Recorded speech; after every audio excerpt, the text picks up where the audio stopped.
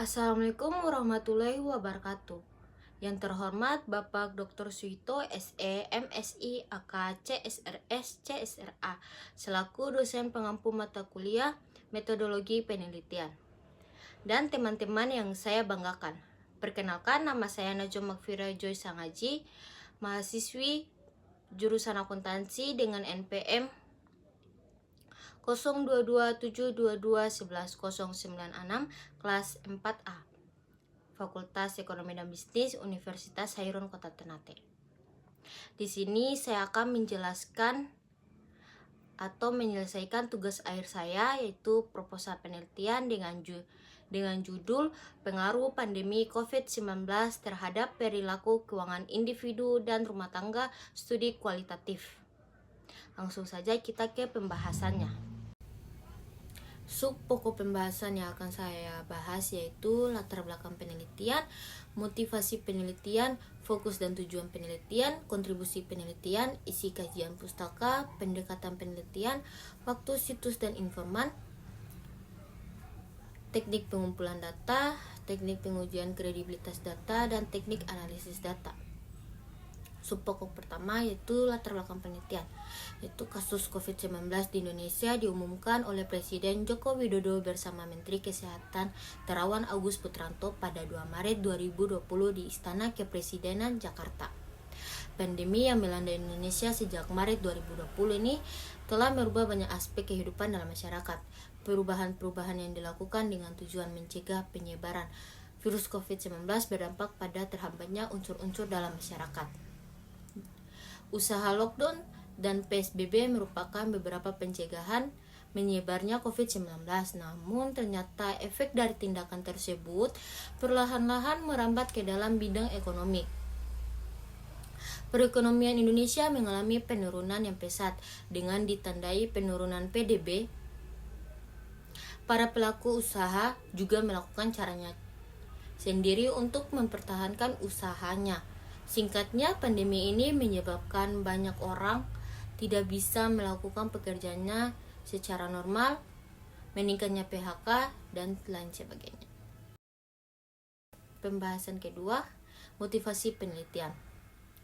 Motivasi penelitian ini timbul dari pandemi COVID-19 yang mengaruhi terhadap perilaku keuangan individu dan rumah tangga. Kompleksitas perubahan yang terjadi mulai dari ketidakpastian ekonomi hingga perubahan pola pengeluaran menuntut pemahaman yang mendalam untuk menghadapi tantangan ekonomi saat ini. Penelitian ini tidak hanya akan memperkaya pemahaman kita tentang dinamika perilaku keuangan di masa krisis, tetapi juga akan memberikan wawasan berharga bagi pengambil kebijakan dan praktisi keuangan dalam merancang strategi yang efektif untuk membantu masyarakat mengatasi dampak ekonomi yang ditimbulkan oleh pandemi. Dengan demikian, potensi untuk memberikan kontribusi yang signifikan dalam membantu pemulihan dan perkembangan ekonomi serta kesejahteraan bagi masyarakat secara keseluruhan. Selanjutnya, pembahasan fokus penelitian. Fokus penelitian ini yang pertama perubahan pola pengeluaran, yaitu bagaimana mencari tahu pandemi COVID-19 telah memengaruhi pola pengeluaran individu dan rumah tangga, termasuk pergeseran prioritas pengeluaran dan strategi adaptasi yang diimplementasikan.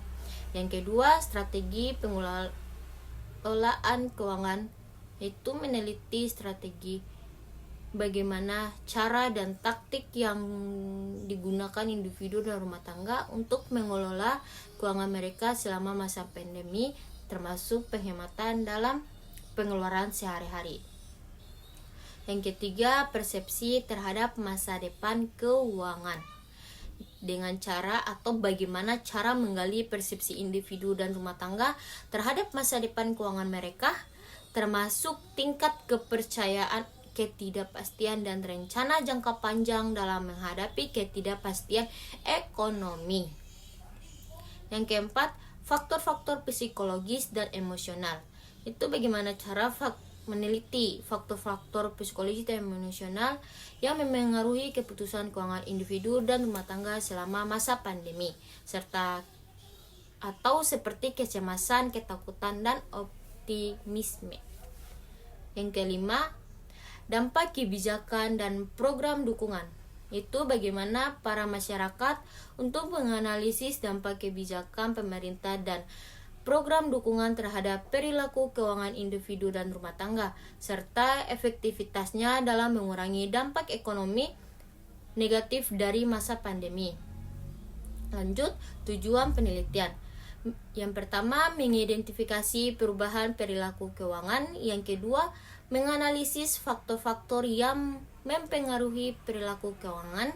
Yang ketiga, memberikan wawasan yang mendalam. Yang keempat, menyumbangkan pengetahuan baru. Yang kelima, memberikan implikasi praktis. Subpokok selanjutnya, kontribusi penelitian. Di sini ada dua. Yang pertama, kontribusi teoritis, yaitu pengembangan teori perilaku keuangan dalam krisis. Penelitian ini dapat menyumbangkan pemahaman baru tentang perilaku keuangan individu dan rumah tangga dalam kondisi krisis, yang dapat memperkaya teori-teori seperti teori perilaku konsumen, teori ketidakpastian, dan risiko keuangan. Ada juga pemahaman yang mendalam tentang dampak krisis terhadap perilaku keuangan. Melalui analisis yang lebih mendalam lagi, penelitian ini dapat memfokuskan wawasan yang lebih komprehensif tentang dampak pandemi COVID-19 terhadap perilaku keuangan individu dan rumah tangga, yang dapat memperluas pemahaman kita tentang dinamika perilaku keuangan dalam situs ekonomi yang tidak pasti. Selanjutnya ada kontribusi praktis. Yaitu pengembangan kebijakan yang lebih efektif. Yang di sini penelitian ini dapat memberikan dasar yang baik untuk mengembangkan kebijakan yang lebih efektif dalam menghadapi tantangan ekonomi yang dihadapi individu dan rumah tangga selama masa krisis. Ada juga strategi pengelolaan keuangan yang lebih adaptif. Penelitian ini sebagai dasar untuk merancang strategi yang lebih adaptif dan responsif dalam memberikan layanan dan saran kepada klien mereka, atau juga penyusunan rencana keuangan yang lebih bijaksana. Penelitian ini dapat membantu individu dan rumah tangga dalam menyusun rencana keuangan yang lebih bijaksana dan berkelanjutan di masa krisis. Selanjutnya yaitu isi kajian pustaka. Yang pertama di sini akan dibahas yaitu perilaku keuangan di masa krisis ekonomi. Ada beberapa poin, yaitu tinjauan tentang perilaku keuangan individu dan rumah tangga selama krisis ekonomi sebelumnya untuk memberikan pemahaman tentang pola perilaku yang mungkin muncul selama pandemi COVID-19. Yang kedua, analisis faktor-faktor psikologis, sosial, dan ekonomi yang memengaruhi keputusan keuangan individu dan rumah tangga dalam situasi krisis. Selanjutnya yang kedua, teori perilaku konsumen dalam konteks pandemi, yaitu penerapan teori perilaku konsumen untuk memahami bagaimana individu dan rumah tangga merespon perubahan lingkungan ekonomi yang disebabkan oleh pandemi COVID-19. Yang ketiga, teori ketidakpastian dan risiko keuangan. Penggunaan teori ketidakpastian dan risiko keuangan untuk menjelaskan bagaimana individu dan rumah tangga mengevaluasi dan merespon ketidakpastian ekonomi yang diakibatkan oleh pandemi COVID-19. Yang keempat, teori penyesuaian perilaku dalam masa krisis.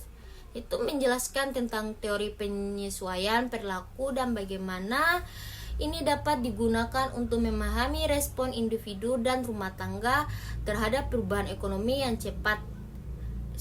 Yang kelima, implikasi kebijakan dan program dukungan. Tinjauan tentang kebijakan pemerintah dan program dukungan yang telah diterapkan untuk membantu individu dan rumah tangga mengatasi dampak ekonomi dari pandemi COVID-19. Selanjutnya, subpokok pendekatan penelitian. Pendekatan penelitian ini menggunakan pendekatan etnografi untuk memahami perilaku keuangan individu dan rumah tangga selama masa pandemi COVID-19.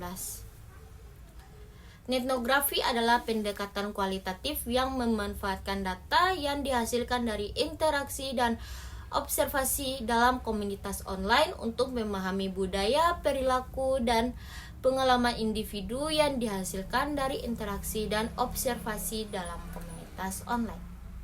Etnografi dipilih karena memungkinkan peneliti untuk mengakses dan menganalisis data yang dihasilkan dari interaksi individu dan rumah tangga dalam konteks digital, seperti forum online, media sosial, dan platform diskusi. Hal ini memungkinkan peneliti untuk mengeksplorasi perilaku keuangan dalam lingkungan yang relevan dan aktual. Subpokok selanjutnya, waktu, situs, dan informasi. Waktu persiapan dan perencanaan itu 1 bulan. Itu di sini yang akan disebut persiapan dan perencanaannya itu identifikasi dan definisi topik penelitian, review literatur terkait untuk memperoleh pemahaman yang lebih dalam tentang konteks dan teori-teori yang relevan, penyusunan perencanaan penelitian termasuk pemilihan komunitas online, dan yang kedua, pengumpulan data hingga penyusunan laporan yaitu 2-3 bulan. Situs penelitian yaitu yang dipakai ada forum diskusi keuangan online, grup media sosial, platform berbagi pengalaman. Untuk informan penelitian yaitu anggota komunitas online, individu yang terpengaruh langsung oleh pandemi, dan ahli keuangan atau konselor keuangan. Lanjut, teknik pengumpulan data. Observasi aktif.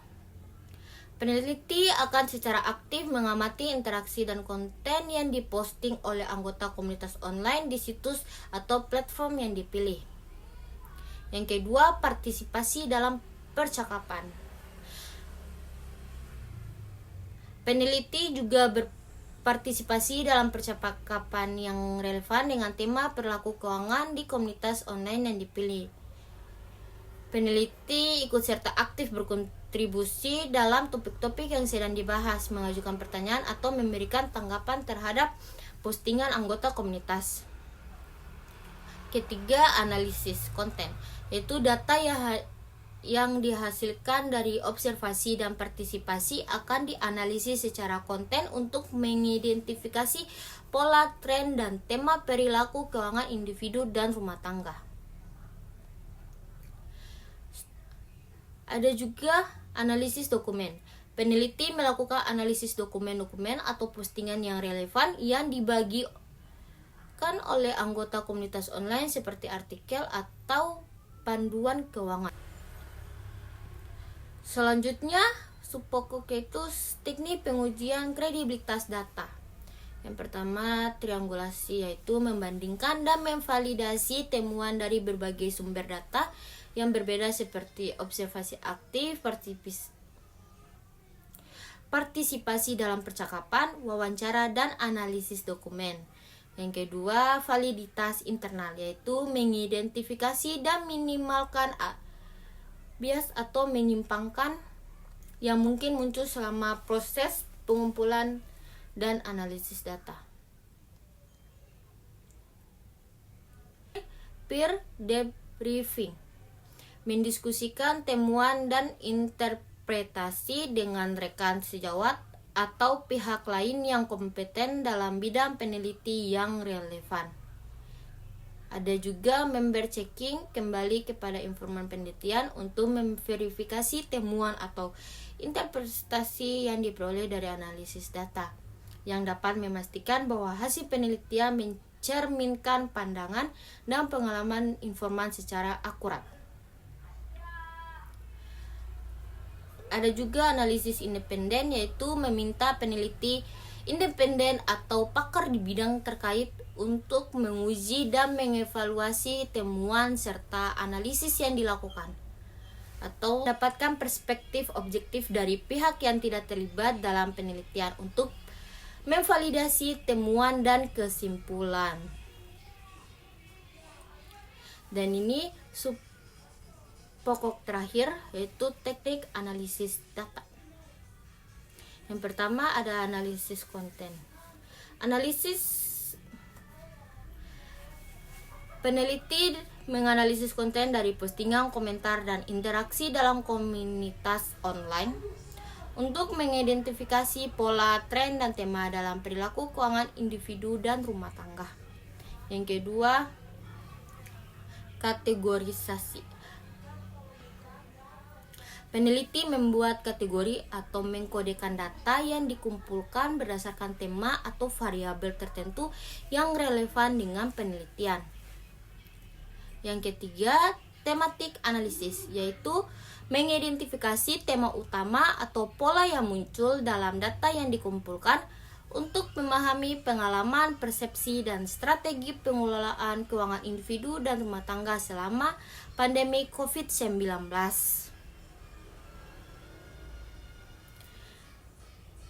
Selanjutnya, analisis komparatif, membandingkan temuan dari berbagai sumber data atau kelompok informan untuk mengidentifikasi kesamaan, perbedaan, dan pola yang muncul di antara mereka. Ada juga analisis naratif, mengembangkan narasi atau cerita yang koheren berdasarkan temuan dan interpretasi dari data yang dikumpulkan untuk menjelaskan dan menggambarkan fenomena yang diamati. Itulah beberapa penjelasan yang sudah saya jelaskan. Maaf apabila ada kesalahan, saya mohon maaf. Wabillahi taufik walhidayah. Wassalamualaikum warahmatullahi wabarakatuh. Bye bye. Jangan lupa subscribe, like, and comment.